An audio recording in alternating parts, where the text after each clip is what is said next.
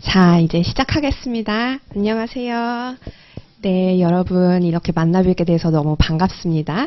연기 때 뵙던 반가운 얼굴도 계시고 또 새롭게 만나뵙게 되는 반가운 얼굴도 보이는 것 같아요. 이제 새해에 들어섰습니다. 먼저 새해 복 많이 받으시고 올해 여러분의 해가 될 수 있도록 저도 굉장히 빡세게 달려볼 테니 우리 힘차게 한번 올 한 해 최선을 다해서 후회 없다라는 생각이 들 수 있도록 달려보도록 하겠습니다. 일단은 여러분께서 지금 시점에서 좀 고민이신 포인트가 있을 거예요. 그건 아무래도 굉장히 연기 수업을 빡세게 들었던 것 같은데 시간만 흘러보낸 것 같고 막상 책을 다시 펼쳐봤을 때 이 노동법 내용이 온데간데 없이 휘발된 것 같다. 이런 마음을 많이들 느끼실 겁니다. 근데 그거는 너무나도 자연스러운 현상입니다. 우리가 노베이스 분들은 뭐 당연하고요. 심지어 경험이 한 번 있으신 분들도 이 법학이라는 과목 자체가 굉장히 휘발성이 강하거든요. 그렇기 때문에 처음 회독을 하시고 난 다음에 다른 과목을 수강하는 사이에 어느 정도의 기간이 있을 수밖에 없거든요. 그 사이에는 당연히 자연스럽게 잊혀져요. 하지만 우리는 결국에 막판 싸움이라는 거를 명심을 해주셔야지 됩니다. 시험이 1차든 2차든 마찬가지죠. 결국에는 시험 그 한두 달 전에 폭풍처럼 몰아쳐가지고 그 부족했던 암기사항을 채워나가는 것이거든요. 그래서 외워짐에 대한 부분은 그렇게 큰 걱정을 하지 않으셔도 괜찮습니다. 그래서 지금 또 일기 시즌이 돌아왔기 때문에 새롭게 마음을 다잡으시고 이해와 정리 암기 그 부분을 포인트 맞춰서 수업을 진행을 잘 해볼게요. 이제 OT 간략하게 한번 진행을 하고 본격적인 수업에 들어가 보겠습니다. 아무래도 그 시험에 있어서 어떻게 준비해야 되는지에 대한 전략 방법을 리마인드를 하고 들어가야지 되겠죠. 우리가 학문을 하는 게 아니라 요 시험을 한다라는 측면에서 전략을 잘 세우셔야지 될 것이고 결국엔 아웃풋이죠. 답안지에 현출을 하는 내용일 것입니다. 그러면 답안지 아웃풋을 하려면 어떤 작업이 필요하냐? 전날 작업이죠. 전날 작업. 그래서 시험 전날에 여러분께서 막판에 시험장까지 들고 갈 그 교재를 시험 전날에 무조건 1회독이 끝나야지 됩니다. 한 권을 두들겨 패자라는 거죠. 이 책 저 책 다 이제 욕심은 많으니까 우리 모두 그래서 다 갖고 가겠다 하지만 결국에 시험 전날에 못 볼 책이다 하면은 그건 지금부터 쳐내시는 게 맞습니다. 왜냐하면 노동법만 하는 게 아니기 때문이죠. 우리가 굉장히 골고루 접시 돌리기를 한다라는 측면을 고려해 볼 때 특정 과목에만 과투자하는 거는 합격 전략상 그렇게 좋은 전략은 아닙니다.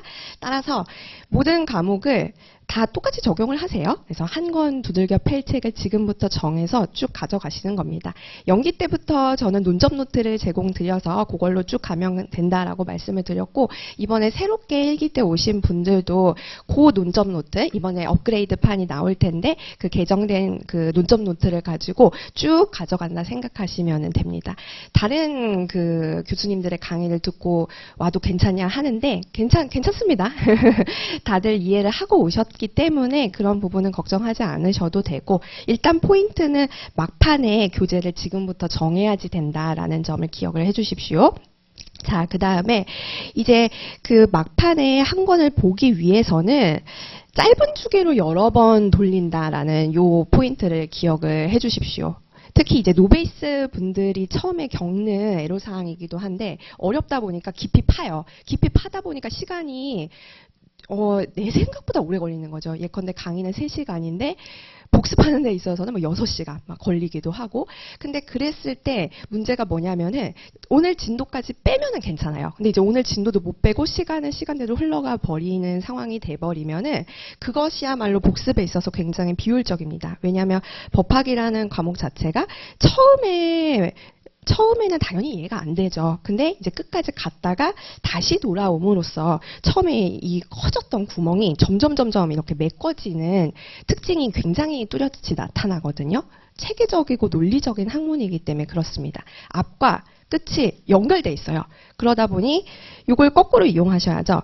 구멍이 뻥뻥 뚫린 상태에서 그냥 무조건 빠르게 밀고 나가셔야지 됩니다. 즉 오늘 수업을 들으셨다? 그러면 오늘 수업 해당량은 무조건 죽이 되든 밥이 되든 복습을 끝낸다. 처음부터 끝까지 한 번은 본다. 요걸 명심해 주세요. 만약에 특정 단원이 어려워도 그것만 잡고 이걸 정복하지 않으면 내가 넘어가지 않으리라. 이런 마음은 먹지 말아주세요. 그걸 당부를 드리고 싶습니다. 그래서 일단은 처음부터 한번 끝까지 쭉 가셔야지만 나중에 돌아와서 다시 해당 동일 내용을 봤을 때 이해도 더 잘 되고 암기도 더 잘 되거든요. 그렇기 때문에 우리가 중간고사, 그 기말고사가 아닙니다. 특히 학점 좋으신 분들이 이런 경향 많으세요. 그 중간은 범위가 작잖아요. 그러니까 딸딸딸딸 완벽하게 이제 가져가시는 거죠. 하지만 우리 굉장히 범위가 넓은 전문 자격증 시험에 있어서는 너무 특정 파트를 완벽하게 하려는 그 뭐랄까요? 완벽주의랄까요? 이런 거는 버리셔야지 됩니다. 그래서 완벽주의 아웃, 그거 다시 한번 좀 강조를 드릴게요. 모범생분들이 워낙 많으셔서 이 부분은 꼭 다시 한번 좀 리마인드를 해주십시오. 그래서 완벽하지 않아도 괜찮다. 여러 번 봐서 메꾸자. 한 번에 완벽하게 보지 말자. 요겁니다. 자, 그리고 같은 맥락에서 우리가 너무 또 특정 그 판례의 내용이 이해 안 간다고 해가지고 계속 뭐 요것만 파고 있는 거는 장수생의 지름길이죠. 그래서 적당한 밸런스가 필요합니다. 어디까지 내가 이해를 하고 어디까지 암기를 해야 될지 끝도 없이 학문을 대하는 그런 교수님의 마음으로 깊숙하게 들어가서는 안 된다는 거죠. 그래서 그런 측면에서 제가 이제 논점 노트나 또 판례 노트에 있어서 중요 부분을 찍어 드릴 겁니다. 그러면 그 중요 부분에 대해서 이해하시고 또 암기로 나아가 주시면은 아주 훌륭한 일기를 보내시는 거죠. 자, 다음으로써 출력, 아웃풋입니다. 결국엔 답안지를 작성을 하는 게 무엇보다 중요하죠. 그렇기 때문에 우리 제 수업을 들으신 분들은 연기 때부터 답안지 훈련을 시작을 하셨어요. 이번에 새롭게 오신 1기 수강생 분들도 답안지에 있어서 기본적인 틀을 세우실 수 있도록 수업 때 우리 모의고사를 많이 보죠. 모의고사를 통해서 자세하게 말씀을 드릴 거예요. 결국에는 공부를 하실 때 있어서 이해가 너무 쏙쏙 잘 돼. 암기가 너무 잘 돼. 여기에서 그치시면은 안 된다. 라는 점입니다. 이해나 그리고 또 뭐 암기나 결국에는 궁극적으로는 답안지 현출을 목표로 하는 밑작업에 불과하죠. 그렇기 때문에 수업 때 기가 막히게 이해를 해도요. 막상 시험장 가서는 안 써진다. 라는 고민을 토로하시는 분들이 굉장히 많습니다. 분명히 내가 이 판례도 봤고 분명히 내가 달달달 외웠는데 막상 문제는 적용을 못하는 거죠. 그게 결국에는 이 현출 훈련의 부족에 있습니다. 그래서 현출 훈련은 많으면 많을수록 좋죠. 그래서 일기 때도 많이 우리가 진행을 하겠습니다. 자, 그리고 이건 뭐 이제 같은 내용입니다. 너무 이해에 매몰되실 필요는 없습니다. 이제 저한테 2차 합격 카톡을 보내주신 분께서 말씀을 주신 내용이었는데 그분은 직장을 병행하시면서 공부를 하시던 분이셨어요. 근데 그 이해와 암기의 측면에 있어서 그분이 하신 말씀이 결국에는 이해라는 것도 암기를 위한 밑작업이다. 암기를 위한 도구다. 이런 말씀을 하셨거든요. 저도 굉장히 그 부분에 공감을 합니다. 물론 이제 이해를 완벽하게 하고 다음에 이제 암기로 넘어가면 베스트죠. 이러면 제일 좋죠. 하지만 인생사가 그렇게 뜻대로 안 될 때가 많잖아요. 그랬을 때는 이해가 내가 100% 안 된다 해도 괜찮습니다.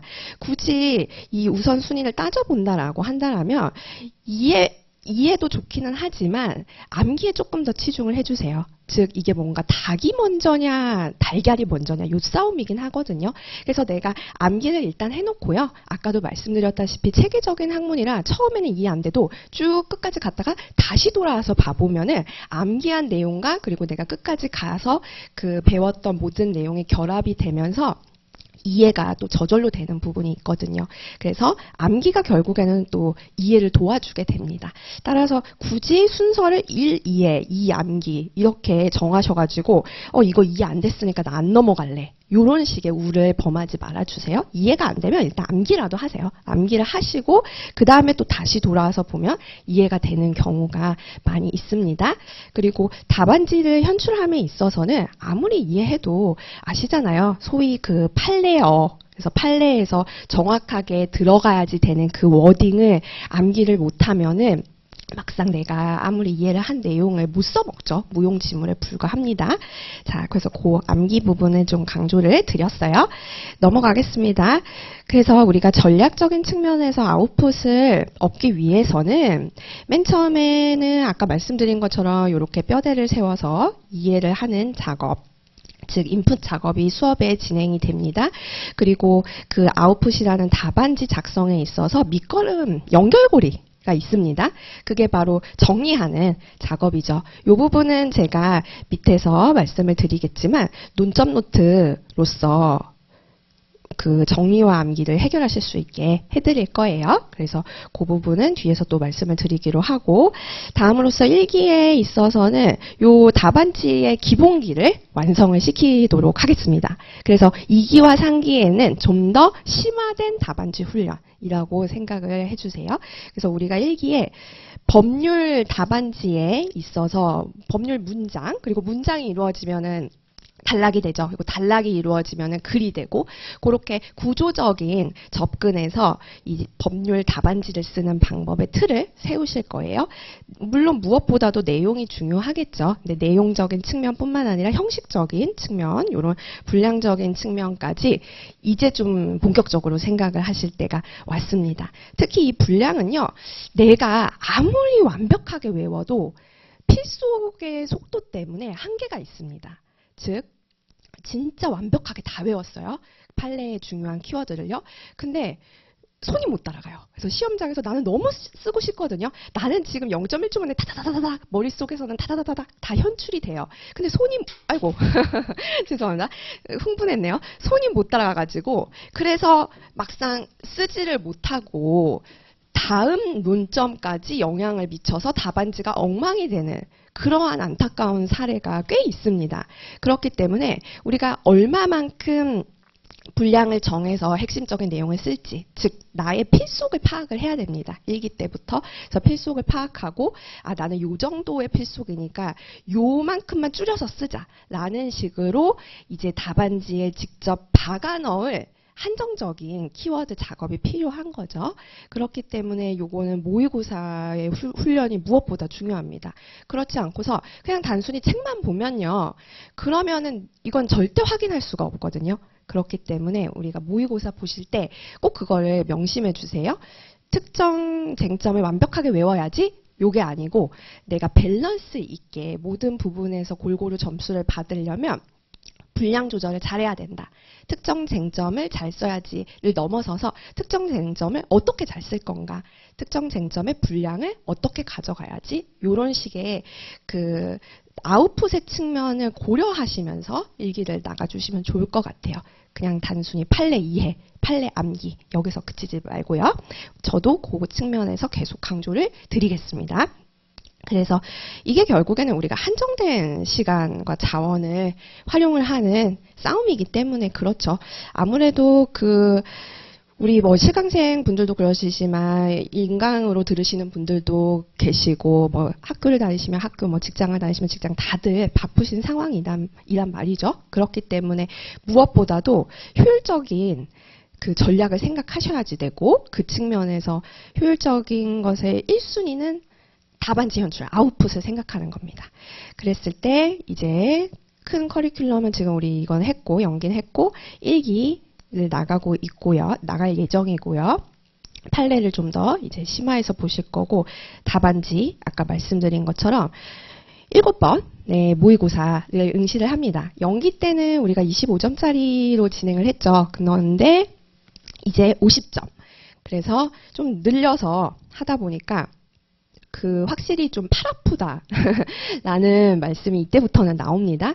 근데 이것도 근육 훈련이라 지금 빡세게 해두시는 게 오히려 좋습니다. 2기, 3기 때 가서 괜히 또 막 파스 붙이고 막 한의원 다니고 물리치료 하시면서 굉장히 이제 물론 힘드실 텐데 하지만 지금부터 계속 꾸준히 이렇게 그 나의 필속이라던가 아니면은 또 답안지에 있어서 구성을 하는 방법이라던가 이런 거를 꾸준히 훈련해 나가시면은 확실히 남들보다 앞서서 이 일기를 마쳤다라는 그 평가를 들으실 수가 있죠. 다음에 보겠습니다. 그래서 아까 말씀드린 것처럼 이제 인풋에 있어서는 강의 때 우리가 이제 이해를 주요 쟁점으로 나갑니다. 아무래도 회차가 줄어들다 보니까 꼭 시험에 나올 만한 부분 위주로 나가는 거죠. 예컨대 연기에서는 가장 노베이스 분들을 대상으로 진행을 하는 걸 목표로 하기 때문에 뭐 배경적인 설명이라던가 그리고 또 굉장히 기초적인 개념들을 하나하나 다 말씀을 드리는 편이었다면 이제 일기는 좀 더 실전적인 측면에 입각해서 주요 쟁점, 나올 만한 부분 위주로 키워드와 이제 판례 법리 구조화에 대해서 나간다라고 생각을 해주시면 되겠어요. 이제 판례 노트를 오늘도 나눠드렸는데요. 여기에는 사실관계가 담겨 있습니다. 그 사실관계가 결국에는 우리 시험 문제로 재구성해서 나오죠. 그러다 보니 판례 원문을 통해서 여러분께서 사실관계와 좀 더 친숙해지시라고 요 판례 노트를 준비를 해봤어요. 얘는 아무래도 1기 때까지만 보시는 게 낫지 않을까 싶어요. 왜냐하면 2기 때 가시면은 결국에 요것도 양이 부담이 될 수가 있거든요. 다시 말해서 1기 때 소화를 하셔서 단권화 작업을 해두시고 괜히 이거를 뭐 이렇게 철해가지고 철해가지고 또 다른 책으로 만드실 필요는 없다. 그걸 또 좀 강조를 드리겠습니다. 그래서 내가 복습을 할 때 이 부분은 그냥 단권화해서 가져가자. 근데 이제 뭐 단권화 하기에는 양이 너무 많다 하면은 그 부분만 제가 유인물로 나눠 드리니까 논점 노트에 뭐 끼워 넣는다던가 이런 식으로 해주시면 좋을 것 같아요. 자, 다음에 이제 논점 노트 말씀드렸고, 그래서 요 논점 노트 같은 경우에서는 지금 개정 작업이 거의 이제 마무리에 왔어요. 그래서 개강할 때 드리면 참 좋았을 텐데 죄송합니다. 제가 계속 그 최신 판례랑 또 그 오탈자 뭐 이런 거를 점검을 하고 있거든요. 그래서 이번 주에는 완성이 돼서 늦어도 다음 주 초에는 나올 것 같아요. 그리고 특히 통상임금에 있어서 전원합의체 판결이 이번에 아주 그냥 혁신적으로 나왔죠. 그래서 그 부분에 대해서 굉장히 학계와 또 노동계에서 많은 토론이 있었습니다. 그래서 그런 토론들도 막 저도 역시 가가지고 참석하고 교수님들이랑 이야기도 하고 또 제가 아는 그 대법관님 성함은 말씀드리지 않고 그분과도 얘기도 하고 해서 그 요약된 내용들을 최대한 잘 반영을 하려고 했거든요. 그래서 그 부분도 그 논점 노트에 있어서 대폭 바뀐 부분이기 때문에 참고를 해 주십시오. 논점 노트가 크게 바뀐 부분은 그 부분이 제일 큽니다. 그리고는 뭐 최신 판례가 추가됐고 다음에 이제 목차를 암기를 좀 덜어드리는 방향으로 살짝 좀 고친 거 그런 정도라 연기 때 보신 분들 기준으로 했을 때는 글쎄요 대략적으로 한 뭐 20% 30% 바뀌었을까 싶기는 합니다. 네, 새롭게 오신 분들은 그냥 그걸로 가져가시면 되고요. 자, 다음에 이제 사례 노트. 요거는 종강 때 해서 마무리 작업해가지고 드리는 식으로 가야지 될 것 같아요. 그래서 유인물로 나눠 드릴 거고요. 기타 사례가 있을 경우. 그런데 일기에 있어서 중요한 점은 요 모의고사를 더 초점을 맞춰서 가져가 주세요. 그래서 요 모의고사에 있어서는 제가 첨삭을 합니다. 요것도 저한테 카톡 주시던데 당연히 이제 제가 하고 그리고 또 요 첨삭 부분에 있어서 우리 실강생 분들과 함께 1대1 상담도 진행을 할 거예요. 그리고 온라인 인강으로 들으시는 분들도 원하시면 언제든지 제 연락처 뒤에 말씀드릴 텐데 카톡으로 상담 신청해 주시고요. 그래서 이 부분은 무조건 많이 써야 됩니다. 일찍부터 쓰셔야지 된다라는 거 다시 한번 강조드립니다. 일단은 한번 강의 계획표에서 시험 날짜 한번 보시겠어요? 지금 화면에는 제가 못 띄워놨는데 강의 계획표에 맨 뒷부분에 있습니다. 그래서 우리가 1월 6일 오늘 시작을 했지만 모의고사는 언제 본다? 1월 10일 이렇게 나와 있죠. 그래서 금요일 이렇게 되어 있고 기타 25점 나와 있습니다. 화요일, 금요일 이렇게 반복이 되죠. 그리고 옆에 보시면은 25점, 50점이 언제 보는지에 대해서도 기재를 해놨어요. 강의 내용 진도야 약간씩 달라질 수도 있겠지만 모의고사는 항상 이런 식으로 계속 계획표에 기재된 날짜에 정확하게 보니까 참조해서 공부를 해주시면 좋을 것 같아요.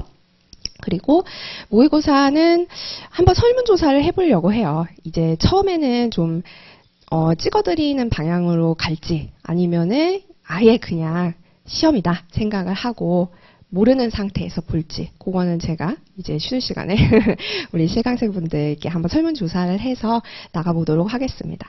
작년에는 좀 찍어드렸었거든요. 그 노베이스 분들이 굉장히 다수셔가지고 찍어달라 하셔서 찍어드렸는데 올해는 또 니즈가 어떻게 될지 몰라서 한번 설문조사해서 그건 진행을 하고요. 다음에 이제 넘어가셔서 우리가 오늘 수업을 마치고 돌아가셨을 때의 복습 방법입니다. 이제 예습과 복습을 다 써놓기는 했지만 사실은 복습에 더 초점을 맞추셔야죠. 그리고 오늘이야 첫날이라 조금밖에 진도가 나가지 않지만 앞으로는 진도가 더 많아질 텐데 그러다 보면은 예습할 시간은 사실 거의 없지 않을까 싶습니다. 그리고 혹시 우리 반에 1차와 2차를 병행하시는 분 계실까요? 손 좀 들어보시겠어요? 1차, 2차? 아이고야, 거의 거의 다이신 것 같아요. 그러시다면 더더욱 1차와 2차를 병행하시는 분들이라면 더더욱 얘는 이제 얘는 빼고 이제 복습으로 가시고요. 그런데 이제 1차를 병행하지 않으신 분도 계시잖아요. 그러신 분들은 예습도 해주시는 방향으로 가는 게 좋긴 하죠. 근데 2차만 하시는 분조차도 시간이 없으면 복습에 힘써 주셔라 라는 부분입니다. 그랬을 때 예습이야 간단하게 우리 논점 노트에 있는 목차나 그런 조문 가능하면은 판례 볼드로 된 부분도 보는데 아마 힘드실 테니까 죄송합니다. 요 목차 정도만 보시면 되고 조문만. 근데 중요한 거는 복습입니다. 복습은 항상 큰 틀을 이렇게 세워주세요. 40에서 45분 진도하고 10분 연상이라고 하면 요 40에서 45분 나간 거를 여기서 딱 멈추시는 거예요. 딱 멈추고 그 다음에 10분은 다시 한번 내가 40에서 45분 동안 나간 거를 빠르게 훑어보시는 작업이죠. 되새김질을 하는 작업이다. 그렇게 생각해 주시면 됩니다. 그냥 너무 공부가 잘 돼. 그래서 그냥 1시간, 2시간, 3시간 이런 식으로 쭉 밀고만 나가시는 것보다 이런 식으로 끊어서 다시 한번 리마인드 해주는 작업이 뇌과학상 훨씬 더 장기 기억으로 넘어간다 하더라고요. 그래서 그 부분을 적극적으로 이용을 해주세요. 그리고 죄송합니다. 전 물 좀 마실게요.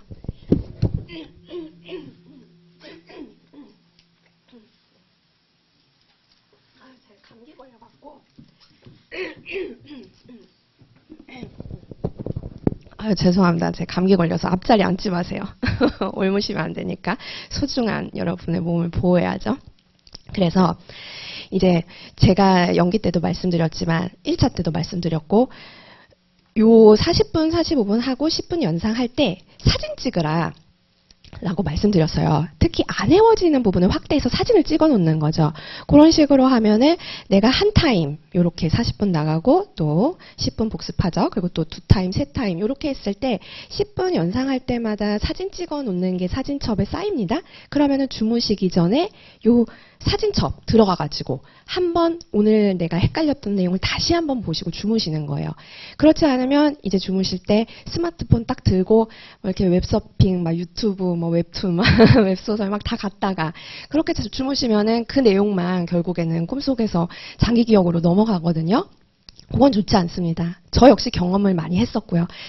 그렇기 때문에 요거는 제가 수험 생활 했을 때도 써먹었지만 많은 그 다양한 시험에 합격생 분들도 요 방법을 써보시고 굉장히 도움이 됐다 하시더라고요. 그래서 우리가 자기 직전에 보는 것이 굉장히 장기 기억으로 넘어가는데 좋다라는 요 뇌과학의 원리를 이용을 해가지고 주무시기 직전에 꼭 요 사진첩에서 한 1분이라도 보고 주무시는 거랑 그냥 주무시는 거랑 비교해 보세요. 실제로 정말 달라요. 다음날 똑같은 내용을 봤을 때 내가 자기 직전에 보고 그냥 잔 거랑 그 다음에 잘 때 웹툰 보고 잔 거랑 비교를 해보면 정말 리마인드의 느낌이 다름을 확인해 보실 수 있을 거예요. 그래서 이거 오늘부터 꼭 해보시는 거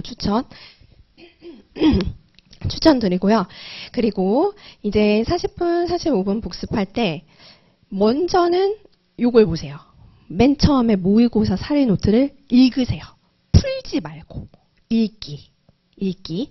그래서 결국에는 맨 처음부터 뭐 사례를 어떻게 풀겠습니까? 그건 말도 안 되고요.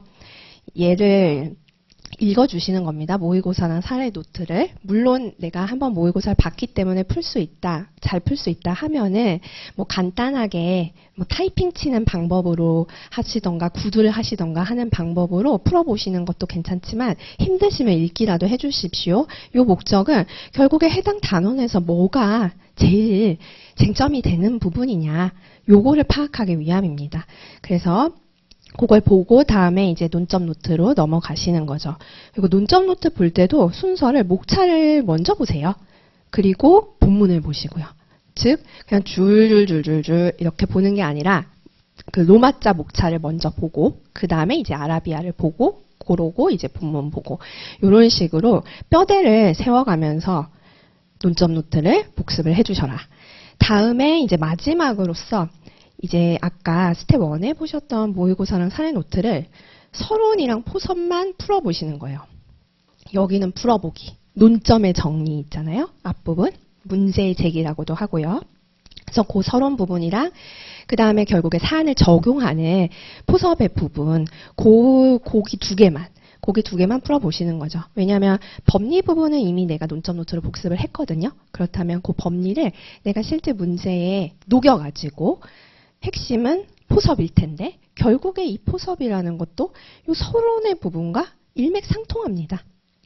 결국에는 이 포섭이 결론적인 측면인 것이고 이 서론이 이 결론과 연결이 되는 부분이죠. 그렇기 때문에 서론이랑 포섭을 가장 힘들어 하시기도 하고요.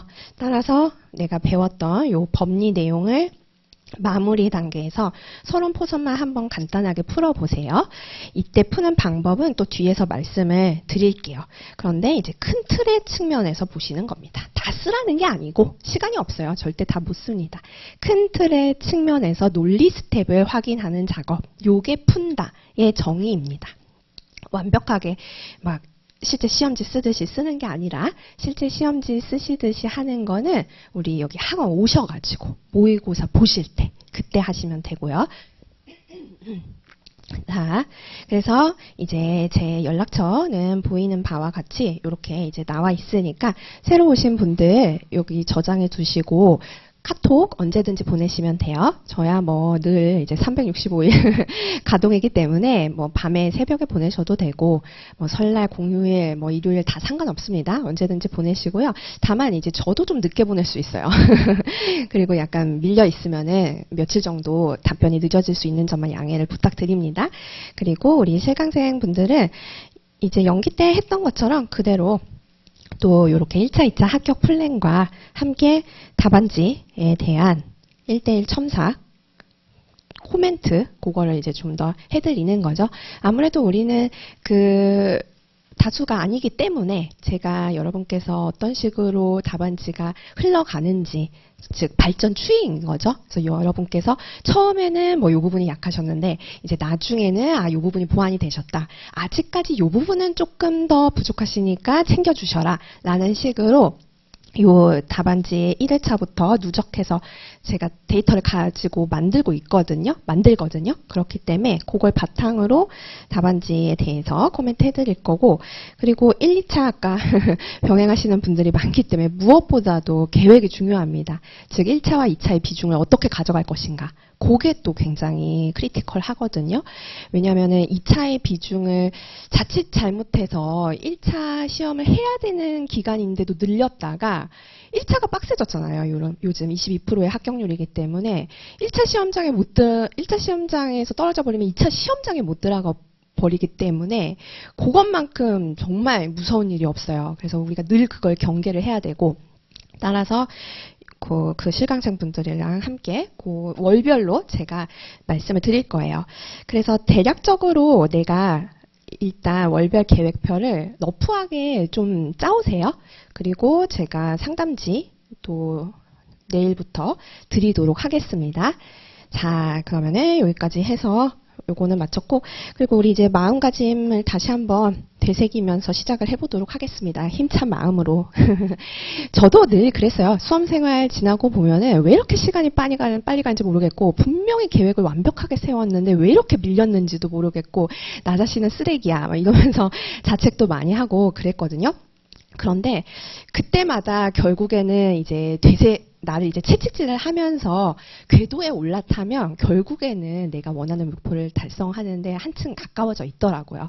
그래서 지금 보시는 것처럼 우리는 늘 후회를 합니다. 과거로 돌아가고 싶다. 과거에 시간을 낭비한 나를 반성한다 이러면서 그 후회 가득 찬 삶이긴 하지만 괜찮습니다. 지금부터 시작을 하시면 돼요. 그리고 아직 우리가 기간이 많이 남아있는 상황이기 때문에 충분히 내가 원하는 새로운 엔딩을 만들 수 있다 생각하시고, 지나간 거에 너무 괴로워하지 마십시오. 지금부터 차근차근 잘 해나가시면 충분합니다.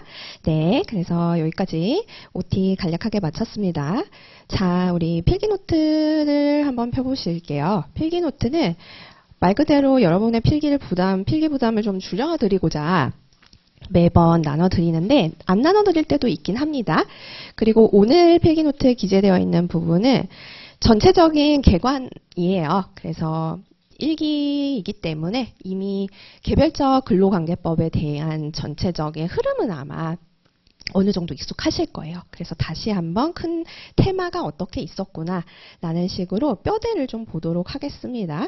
그래서 이제 총설이 있고 개별적 근로관계법이 있고 그리고 집단적 노사관계법 이렇게 되어 있겠죠. 그리고 오늘부터 본격적으로 개별적 근로관계법에 대해서 나갈 거고요. 참고로 옆에 있는 요 숫자는 논점 노트의 번호입니다. 그렇게 봐주십시오. 그리고 요게 이제 점점 누적되어서 쌓여가겠죠. 그랬을 때 이제 마지막 날에는 전체적인 체계를 또 한 페이지에 담아서 나눠드리도록 하겠습니다. 그래서 그 부분을 가지고 논점 노트 진도 나가기 전에 한번 쓱 읽고, 즉 이렇게 이제 체계를 한번 쓱 읽고 논점 노트 목차 읽고 논점 노트 본문 읽고 이런 식으로 가시면 됩니다. 아무래도 논점 노트는 지금 보시는 것처럼 세부적인 이런 논점, 쟁점에 대해서만 나와 있기 때문에 글쎄요, 좀 구력이 되시는 분들이야 뭐 당연히 이러한 세부 논점이 어느 주소에 위치한다라는 걸 아시겠지만, 아직 노베이스 분들은 연기 듣고 바로 뭐 복습도 제대로 안 된 상태에서 주소 찾기가 쉽지는 않으실 거예요. 그렇기 때문에 더더욱 요 뼈대를 주소를 찾고 들어가시는 식으로 잡아주시면 좋을 것 같아요. 자, 그래서 이제 개별적 근로관계법의 주소를 한번 세부적으로 보시면 우리가 시험에 나올 부분 위주로 주소를 보고 있습니다. 오늘 나갈 진도, 적용 범위, 그리고 기본 원칙에 대한 부분이에요. 그리고 이제 사실 이 적용 범위와 기본 원칙의 이후부터 더 중요한 것들이 많이 있죠. 그래서 근로계약, 취업규칙, 임금, 근로시간과 휴식, 인사, 징계, 기업 변동 이런 식으로 한번 떠올려 보세요. 그래서 근로관계의 종류가 있었고, 특히 이제 해고에 대해서 우리가 통상해고, 뭐 징계해고, 경영상해고 이렇게 또 나눠져 있죠. 다음에 이제 해고 이외 사유의 근로관계의 종류, 그래서 뭐 사직이라던가 뭐 합의해지 그런 내용들이 들어가 있었을 거고, 그리고 부당해고의 구제, 다음에 이제 뭐 비정규직, 산재 이런 식으로 크게 흐름이 이어지는 것이 개별법의 전체적인 개관이었습니다. 자, 그러면 올라가셔서 구체적으로 또 적용 범위와 기본 원칙 아래의 세부 논점 살펴보시죠. 여기서는 오늘 근기법상 근로자성 2번, 논점 노트 2번으로서 나갈 거고, 그리고 근기법상 사용자 개념 확장에 대한 내용이죠. 요렇게가 이제 근기법의 적용 범위로서 진도를 나갈 거예요. 특히 근기법상 근로자성에 있어서 요 사용종속관계 판결은 여러분께서 굉장히 잘 아시는 유명한 판단 기준이죠. 그와 관련하여 최신 판례 요 플랫폼 종사자에 대한 내용을 논점 노트에 새롭게 추가를 해놨어요. 그래서 그 부분을 오늘 근기법상 근로자성에서 좀 강하게 봐야지라고 생각해 주시면 됩니다. 연기 때에 조금 더 추가된 내용 그거예요. 다음에 이제 임원 이랑 불법 체류 외국인 요건 이제 간단하게 또 볼 거고요. 다음에 기본 원칙은 오늘 그 균등 대우 원칙 그리고 중간 착취 배제 2개 나갈 거고요. 판례 노트가 여기에 이제 3가지로 해서 균등 대우의 원칙과 관련한 판례 노트를 3가지로 해서 나눠 드렸어요.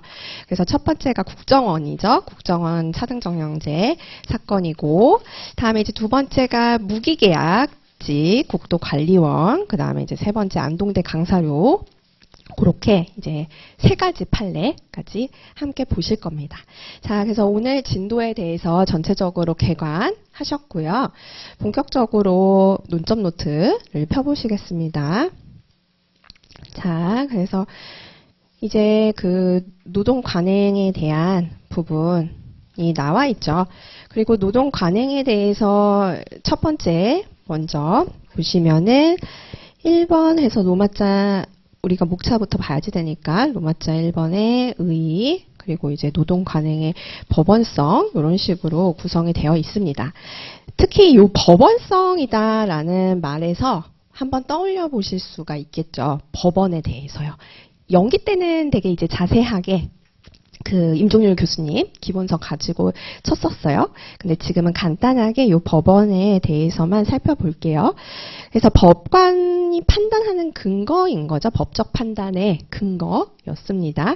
이 종류가 뭐가 있었나요? 그래서 이제 실정법이 처음에 있죠. 그래서 법, 뭐 근로기준법 이런 거 생각하시면 되겠죠. 뭐 시행령, 시행규칙 이런 실정법이 있고, 다음으로서 노사 자치규범이 있습니다. 그래서 자치규범에 있어서는 우리가 크게 단체협약이 있죠. 단체협약, 그 다음에 이제 취업규칙, 그리고 근로계약 이런 게 또 이제 법원의 종류로서 배웠었죠.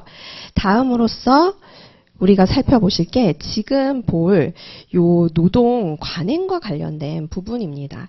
즉 지금 제가 써놨던 요 실정법이나 요 자치규범은 규범에 대한 부분이에요. 규범인데 근데 요 관행은 무엇이냐 하면은 사실이에요. 사실.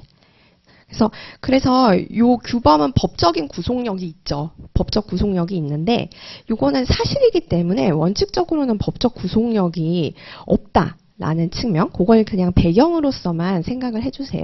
요거는 뭐 필기 안 하셔도 상관없어요. 요거를 뭐 쓰라는 내용은 안 나오죠.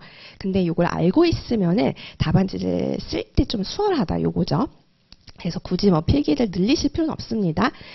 저한테 카톡 주시는 분들 중에 연기 때 제가 해드린 필기를 이제 싹 다 옮겨가지고서 정리를 하는데 거의 뭐 하루 걸렸다 하시는데 그렇게 필기를 따로 예쁘게 막 다이어리 꾸미기인가요? 다꾸라 하나요?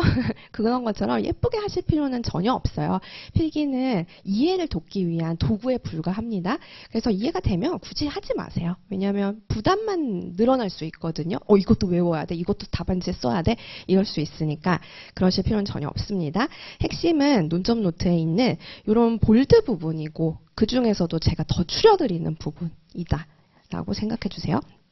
자, 다음에 넘어가시면 그래서 우리가 그런 배경을 가지고 들어가 봤을 때 노동법의 요 법원에 대해서 정의를 맨 처음에 이제 써주시는 거죠. 만약에 요 노동 관행의 문제가 나왔을 때 그래서 법원이란 아까 보신 것처럼 판단 근거입니다. 판단 근거. 그래서 법관이 기준으로 삼는 규범의 존재 형식이고, 그리고 노동 관행은 아까 보셨던 것처럼 얘는 사실이죠. 뭐 법, 뭐 단체 협약, 취업 규칙 이런 거는 규범의 일종이라면 관행은 사실이라는 거죠. 그렇기 때문에 이 관행은 사실이기 때문에 법적 구속력을 원칙적으로는 가지지는 않지만, 근데 요건을 갖추면은 근로계약이 돼서 법원이 될 수 있다. 그게 이제 노동 관행의 법원성의 첫 번째로 써주실 수 있는 부분입니다.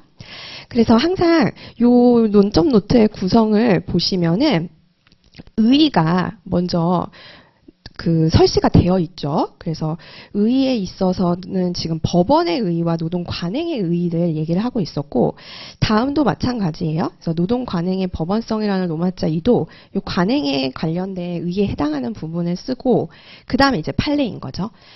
얘가 결국엔 답안지의 형식입니다. 그래서 답안지에 있어서 우리가 일반론적인 측면을 쓸 때 요 의의에 해당하는 부분을 쓰죠. 특히 그 조문을 먼저 쓰죠. 그래서 조문을 먼저 쓰고 그 다음에 이제 판례의 구조, 판례를 이후에 쓰는 순서, 그런 식의 형태가 앞으로 계속 반복된다라고 보시면 되겠습니다. 따라서 요게 포섭할 때도 같은 구조예요. 그러니까 법리를 이런 식으로 쓰잖아요. 즉 조문을 쓰고 판례를 쓰고 이런 구조로 가듯이 포섭의 기본 틀도 내가 법리를 쓴 순서 그대로 포섭에 하나씩 1대1로 매칭시켜서 결합한다라고 생각을 해주시면 됩니다. 그것도 문제 나올 때 다시 자세히 말씀드릴게요. 답안지 작성법을 이제 제가 무료 특강으로 열어놓은 게 있는데, 만약에 제 강의 처음 들어오신 분들이라면은 복습 시간을 투여하고 남은 시간이 있을 때 그 무료 특강을 한번 들어보시고 일기 수업 들으시는 것도 좋습니다. 근데 이제 복습 시간도 부족해, 나는 1차도 공부해야 돼서 바빠, 이러면 어쩔 수 없죠. 이러면은 그냥 수업 때 하시는 걸로 일단 해보고, 안 되면은 무료 특강 들으시고 그렇게 시간 짜세요. 자, 그 다음에 넘어가면, 그래서 판례가 그 요건에 대해서 얘기를 하고 있는 게 요 1번, 2번으로 나와 있죠. 즉, 아까 보셨던 것처럼 요건을 갖추면은 근로계약이 된다. 그러면 다음에 뭘 써줘야 될까요? 아, 그게 무슨 요건인데? 요렇게 의문점이 나올 수밖에 없겠죠. 그게 바로 여기 밑에 있습니다. 요건을 갖추면 근로계약이다. 그러면은 근로계약의 내용이 되려면, 바꿔 말하면 요건을 갖추려면 뭐가 있어야 되냐? 1번, 2번이다. 라는 거죠. 그래서 첫 번째가 규범적 사실로 명확히 승인된다. 라는 거랑 사실상 제도로 확립이 된다. 그래서 거의 규범 수준이어야지 된다라는 거죠. 법 수준은 돼야 된다. 관행, 관습이 아무리 그 반복이 되어도 그 규범적, 법적인 정도로까지 명확히 승인이 되거나, 같은 비슷한 측면이죠. 제도의 측면, 사실상 제도로서 확립될 수 있을 정도로 지지가 되어야지 된다. 그래서 요렇게가 제가 밑줄 쳐드린 부분이 큰 뼈대다 라고 생각을 해주시면 되겠습니다. 그랬을 때 이제 뭐 구체적인 수식어 부분들이 있죠. 여기 보시면 여기서 뭐 아무도 이의를 제기하지 아니한 채 당연한 것으로 받아들여져서, 이런 부분들은 한번 복습하실 때 쓱 읽어보시면 돼요. 물론 이것도 뭐 완벽하게 외울 수 있으면 좋겠죠. 하지만 이제 이것만 하는 게 아니니까 너무 외울 것들이 많다 보니까 1순위부터 잡으셔야지 됩니다. 즉 수험은 버리는 싸움이더라고요. 챙겨가는 싸움이 아니라 누가 잘 버리냐, 요걸로 합격이 결정되는 것 같아요. 그랬을 때 제일 먼저 가져가셔야지 될 부분부터 챙기고, 그 다음에 조금 더 욕심내서 하나 더 챙기고 더 챙기고 더 챙기고 이런 식으로 늘려가셔야지 됩니다. 그랬을 때 지금 여기서 챙길 부분은 제가 빨간색으로 쳐드린 그 부분을 먼저 가져가 주세요. 그러니까 요 빨간색을 먼저 챙겨야지 되는데, 그게 아니라 그냥 내가 순서대로 다 가져가겠다 해서 여기서부터 여기까지 그냥 계속 이렇게 쌓아오면 뭐 1페이지야 되겠죠. 근데 이제 저기 뒤에 논점이 100개가 넘어가는데 그 뒤에 가서는 걷잡을 수 없이 됩니다. 그래서 중요도를 먼저 따져주셔라 라는 거고요. 자, 그래서 노동 관행은 그 정도만 하시고 가볍게 보시고 넘어가시죠. 중요한 쟁점은 이제 근기법상 근로자입니다. 물론 우리가 24년 노무사 시험에 그 노조법상 근로자성이 나왔기 때문에 얘가 그렇게까지 출제가 엄청 높지는 않지만 그래도 뭐 똑같은 논점이 여러 번 반복된 해도 있었기 때문에 얘는 여전히 좀 잘 가져가셔야지 될 부분이긴 합니다. 그래서 오늘 복습하실 때도 이 부분은 좀 잘 봐주십시오. 왜냐하면 이제 2기, 3기, 특히 3기 이후에는 A급 위주로 찍어서 공부할 수밖에 없거든요. 그렇다면은 이 논점 노트에 있는 논점들 중에서 A급만 골라 가져간다는 건데 그러면 논점 노트에 있는 내용을 다 볼 기간은 1기밖에 없습니다. 실질적으로. 그래서 1기 때는 최대한 중요도를 구별하지 마시고 좀 가급적 다 봐주세요. 근데 이제 물론 너무 복습할 시간이 없어 하면 어쩔 수 없죠. 그러면 제가 이제 수업 때 말씀드리는 중요한 거를 먼저 보고 예컨대 오늘 2번부터 5번 논점까지 했다 했을 때 제가 뭐 3번, 4번이 중요합니다 하면 복습 순서를 3, 4 보고 2, 5 보고 이런 식으로 가는 거죠. 그냥 이제 2, 3, 4, 5 이렇게 가는 게 아니라 그래서 내가 시간이 부족하면 무조건 먼저 1순위는 중요 논점이긴 합니다. 하지만 가급적 덜 중요한 논점까지도 1기 때는 봐주자. 그렇게 말씀드리겠습니다. 자, 다음에 이제 그 근기법상 근로자로 가보도록 하겠습니다. 여기에 있어서는 먼저 여러분께서 좀 기억을 해주셔야지 될 부분이 종속노동에 대한 부분입니다. 그래서 그 종속노동에 대해서 간단하게 또 한번 필기를 해서 떠올려 보겠습니다. 얘도 마찬가지로 뭐 이렇게 열심히 쓰실 필요는 전혀 없어요. 그냥 그 연기 때 내용을 한번 떠올려 보자 요거죠. 그래서 민법에서 나오는 게 이제 독립노동이죠. 민법의 독립노동. 그래서 민법에서 말하는 요 독립노동의 대표적인 예로서 우리가 도급 그리고 위임 그리고 고용을 떠올려 볼 수가 있겠죠. 그래서 민법 664조, 그래서 도급, 그리고 민법 680조죠. 위임, 그리고 민법 655조 고용이 있는데 지금 이 도급이라는 경우는 쉽게 생각하면 여러분 건설공사나 뭐 도배 그런 거 생각하시면 됩니다. 그래서 일을 완성을 시키고 거기에 대해서 보수를 지급을 하는 거죠. 일의 완성이랑 그리고 이제 보수 지급. 그게 이제 서로 그 대가에 있는 관계입니다. 그랬을 때 위임은 무엇이냐 하면은 사무 처리를 위탁을 해주는 거죠. 여러분께서 노무사 되시면은 노무사 업무를 하는 거. 그게 이제 대표적인 또 위임 계약이다라고 볼 수 있겠고, 그리고 고용이라고 하면은 노무를 제공을 하고 다음에 이제 보수를 제공을 하는 합의, 이렇게 생각을 해주시면 되겠습니다. 이때 얘네들의 공통적인 특징은 결국에 독립적이고 대등한 당사자다. 요게 이제 바로 독립노동에서 기억을 해주셔야지 될 점이겠죠. 지금 이 독립노동이랑 비교되는 측면이 결국에는 무엇이다? 종속노동입니다. 그래서 우리 노동법에 있어서는 종속노동입니다. 독립노동과 구별이 된다라는 거죠. 그래서 독립적이고 대등한 당사자랑 구별되는 종속노동의 특성을 한번 살펴보시면 맨 처음에 인적 종속성을 들 수가 있겠죠. 인적 종속성이라고 하면은 이제 지휘 감독을 받는다는 거죠. 내가 이제 근로관계를 체결을 한 근로자다. 이랬을 때 결국에 지휘 감독을 받는다라는 부분이 인적 종속성의 특징일 것이고, 다음에 경제적 종속성이 있죠. 그래서 경제적 종속성이라고 하면 결국에 우리가 일을 하는 거는 생계 수단이다. 그러다 보니까 거래 조건이 불리해도 울며 겨자 먹기로 받아들일 수밖에 없다. 경제적으로 불평등한 측면이 있다. 이게 아까 보셨던 민법의 이런 독립노동과 구별되는 종속노동의 특징입니다. 따라서 근데 민법은 방금 본 것처럼 굉장히 양 당사자가 독립적이고 대등하다라고 봤기 때문에 여기서 파생되는 실질적인 문제들이 많이 있었죠. 실질적으로 그 사용자가 갑의 위치에서 횡포를 부리는 경우도 있고 했으니까요. 그래서 요게 근대 민법이 수정되면서 나온 현대의 새로운 법이 노동법이었고요.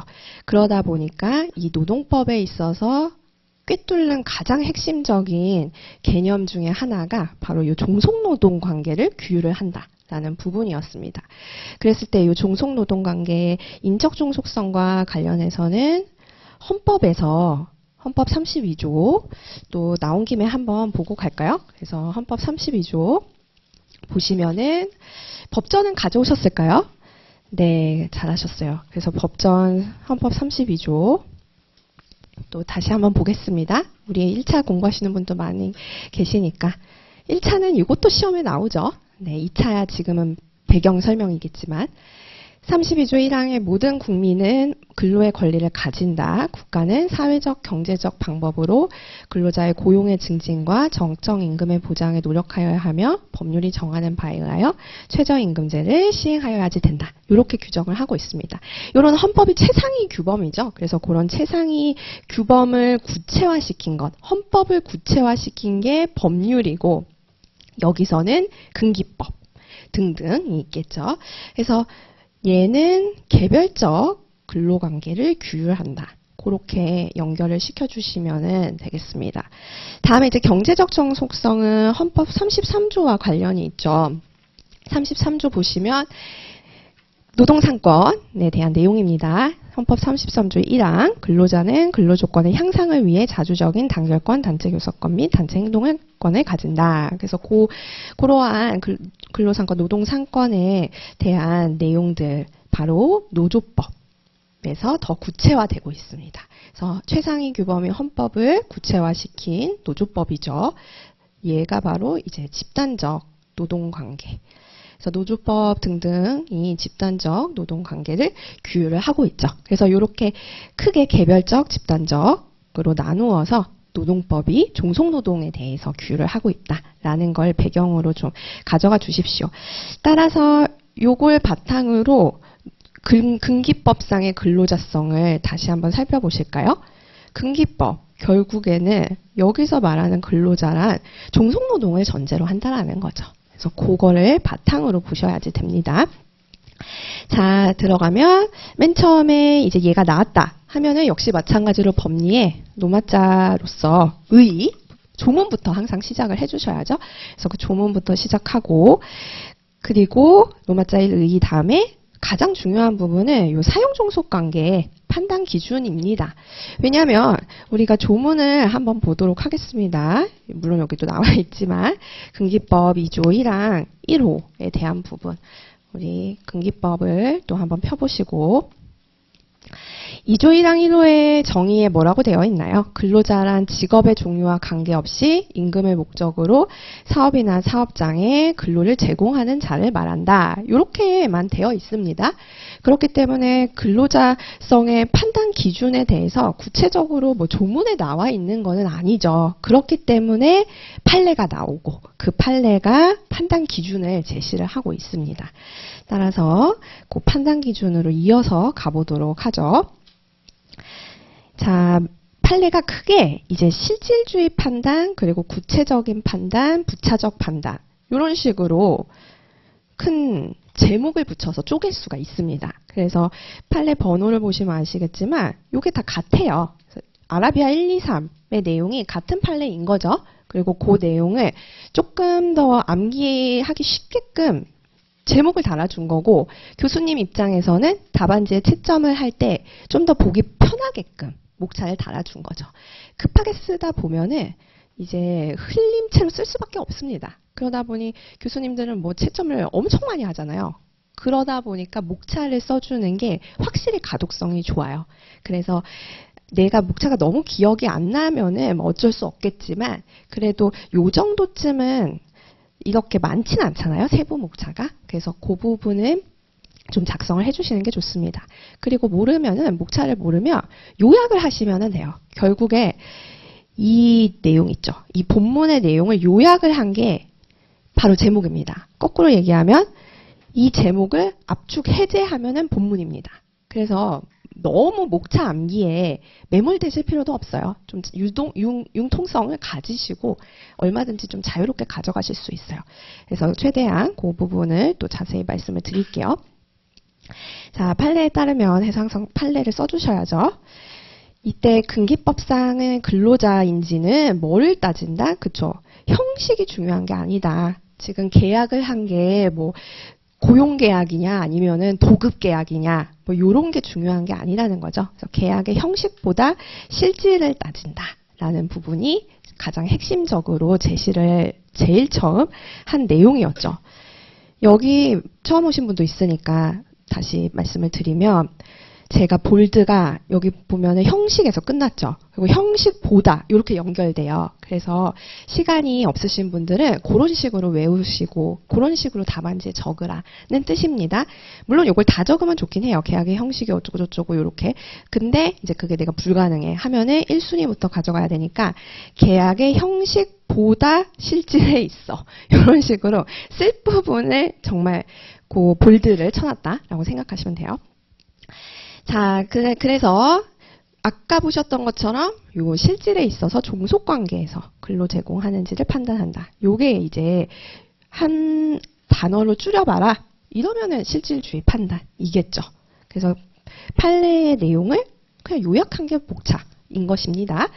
자, 다음에 그러면은 종속관계가 중요하다라고 했는데 도대체 종속관계가 뭔데요? 이렇게 얘기를 할 수밖에 없겠죠. 그러니까 그 다음으로써 구체적 판단 기준이 나오는 겁니다. 종속관계가 뭔지는 1번부터 7번이야. 이런 식으로 나열이 되어 있죠.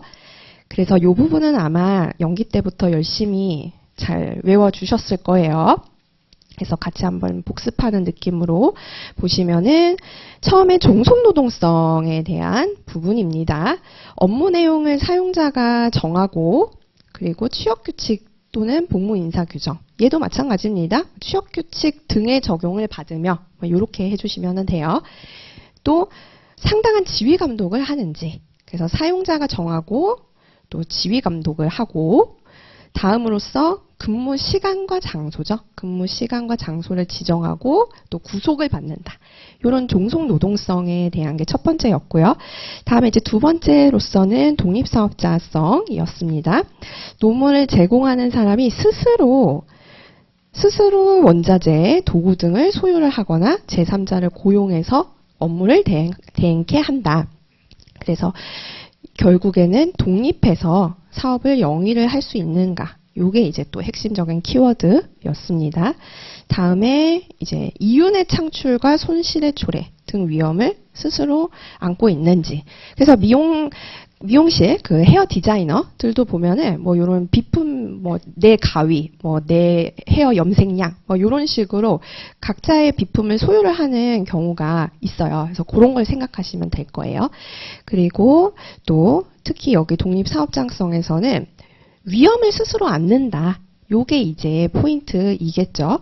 그래서 내가 열심히 하면은 더 많이 벌겠지만 반대로 내가 손실을 입을 위험도 있다라는 거죠. 그러면은 이제 독립사업자성에 더 가깝다라는 거죠. 종속노동이라기보다는 독립사업자성에 더 가깝다라는 것이고 다음에 이제 보수의 성격이 근로 자체의 대가냐 대상적 뭐 대가 같은 말이죠. 보수의 근로의 대가성이 있는가? 요게 세 번째고요. 다음으로써 계속성과 전속성입니다. 그래서 근로 제공 관계가 계속적으로 이루어졌냐? 그리고 사용자한테만 근로 관계를 제공을 하냐? 전속으로 제공을 하냐? 그래서 그런 전속성의 유무가 네 번째였고요. 다섯 번째로 기본급이나 고정급이 있는지, 그리고 여섯 번째가 이제 원천징수, 일곱 번째가 사회보장제도상 근로자로 인정받는지, 요게 이제 7가지의 판단 기준이었습니다.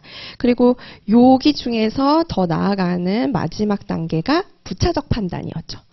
그래서 부차적 판단은 아까 보셨던 7개 중에 맨 마지막 3개, 5, 6, 7.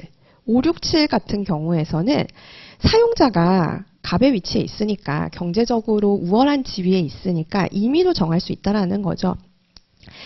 우리 그냥 이제 요거는 원천징수 하지 말고 그냥 너 3.3% 떼는 걸로 하자. 뭐 이런 식으로 사용자가 갑의 위치에서 이렇게 안 할 거면 계약 안 해. 이런 횡포를 부릴 수도 있다라는 거죠. 그래서 임의로 정할 여지가 크다라는 점을 고려를 해서 기본급이 없다라던가 아니면은 근로소득세를 원청 징수를 하지 않았다라던가 뭐 사회보장제도상 그런 뭐 보험 같은 거 이런 거를 뭐 전혀 뭐 적용받지 않았다던가 이런 등의 사정만으로는 근로자성을 부정을 해서는 안 된다. 그게 이제 부차적인 판단의 중요한 내용이었습니다.